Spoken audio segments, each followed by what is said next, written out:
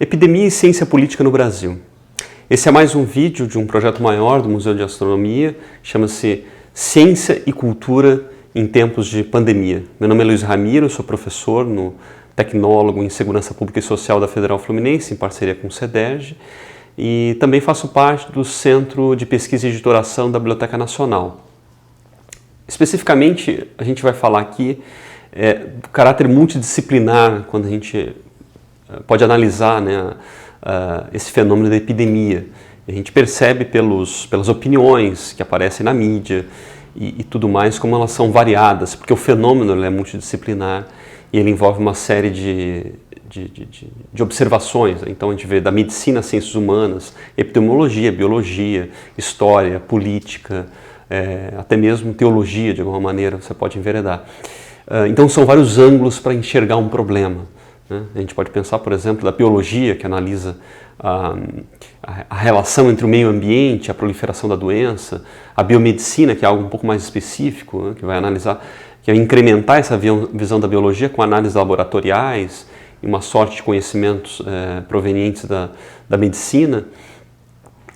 A epidemiologia, que talvez seja a ciência rainha aí nessa análise sobre o fenômeno do coronavírus, que é uma ciência mais específica, que ela vai analisar todo o histórico de epidemias, os ciclos, a curva de evolução de um vírus, da viralização de um vírus, a carga de letalidade, a mortalidade, que são fenômenos diferentes, e como um vírus se estabiliza numa sociedade, como ele se modifica de um lugar para outro, etc.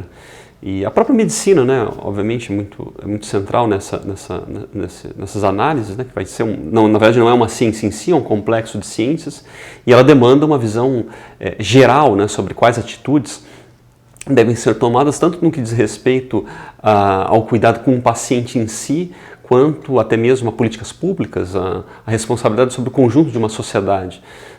Então, e sem contar aquela noção de aplicação sobre os remédios, sobre os efeitos, como é que você veicula a questão de um remédio e seu efeito, vacinas e tudo mais.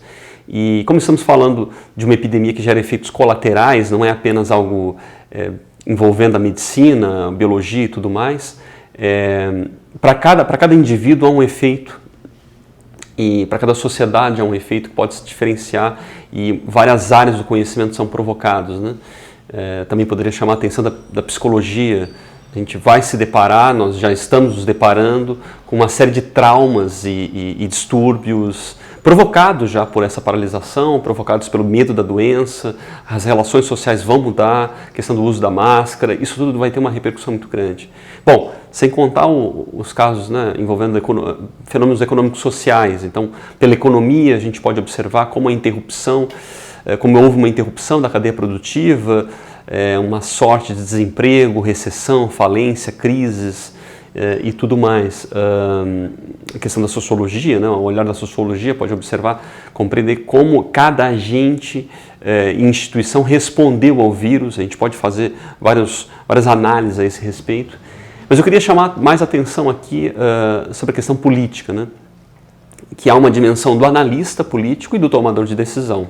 Então, para o analista, o que é importante levar em conta são as formas de conhecimento e informação, sobretudo para que se limpe toda essa sorte de pressão, de informação, de mídia e tudo mais, para que a gente possa perceber a realidade de forma mais crua e nua, seja ela difícil de lidar ou não, mas que a gente possa enxergar as coisas como elas são. Ou seja, pede-se ao cientista político, esse analista, de alguma maneira, não uma escolha ideológica, não algo do opiniático, não algo poluído nesse sentido por algo sensorial, emocional, por um lado político, mas sim uma certa neutralidade, uma serenidade, uma prudência ao se fazer uma análise, a partir de dados sólidos, de uma sincera busca pela verdade, toda essa busca que é essencial para se tomar, inclusive, para prover, inclusive, tomadores de decisão da melhor maneira. Então, não há como encontrar uma realidade quando, para chegar nela, haja tantas falsas informações, tanta poluição, tanta pesquisa enviesada. Então, é sumamente necessário instrumentos para que possa se atingir uma melhor ponderação sobre o que está acontecendo, né, sobre os fenômenos locais e mundiais e tudo mais, e que, como a gente percebe, reflete, né, na realidade da saúde, da economia, da psicologia de indivíduos, instituições e tudo mais. Eu queria chamar a atenção por um caráter, um modo de observação da ciência política que cabe também ao tomador de decisão, que é a prudência. Então a gente pode analisar um tomador de decisão, como também pensar em como um tomador de decisão deve agir a partir do fenômeno da prudência, que é uma avaliação política que qualquer um pode fazer, né? Tomando os devidos cuidados. E primeiro a gente precisa entender o que é essa prudência. A prudência é uma virtude, né? Uma virtude de prever e evitar certas inconveniências, perigos, né? Ela tem a ver com uma noção de cautela, de precaução, de calma, de ponderação, uma espécie de sensatez, né? sobre as escolhas possíveis a serem feitas. Tem a ver com uma noção de paciência também, sobre um assunto delicado. Né, combina com a ideia de previsão, de sabedoria, um tino, né, uma inteligência sensorial, uma sagacidade. É uma dimensão humana, uma virtude, digamos, uma virtude cardial, assim como a fortaleza, a justiça, a temperança, e demanda um equilíbrio. É algo que faz toda a história da ciência política, do poder, pode ser avaliado a partir da noção de prudência. E então, né, ela aparece tanto dentro da teologia, mas ela também é muito forte em todo o desenvolvimento da política. A gente pode entender até hoje qualquer ação política a partir do fenômeno da prudência. Claro, né, muito marcante a frase bíblica, né, de Mateus 10,16, sede prudentes como as serpentes e sem malícia como as pombas. Então a prudência, ela também, por outro lado, ela perpassa toda uma trajetória, né,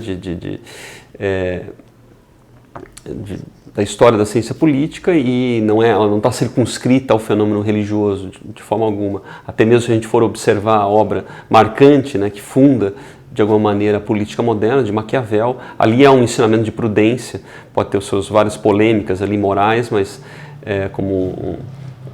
de inaugurar um amoralismo na política, mas é fundamental para entender o fenômeno das escolhas políticas e como escolher da melhor maneira, né? Então, chama atenção para a prudência como um instrumento para avaliarmos, né, as decisões políticas, como cada ator político, cada agente reagiu frente a todas as circunstâncias ao fenômeno, né, do coronavírus que a gente está vivendo agora.